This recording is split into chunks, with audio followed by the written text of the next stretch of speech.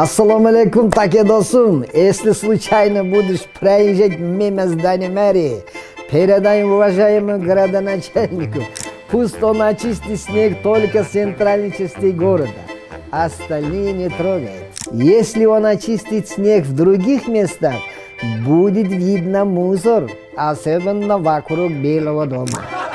Или, как говорил один депутат, пусть госслужащие не сидят без дела, а выходят и вытряхивают снег с веток, чтобы они от тяжести не ломались.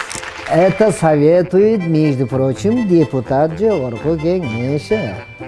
Вообще, я предлагаю не чистить снег с улиц. Он прекрасно скрывает недостатки дорог.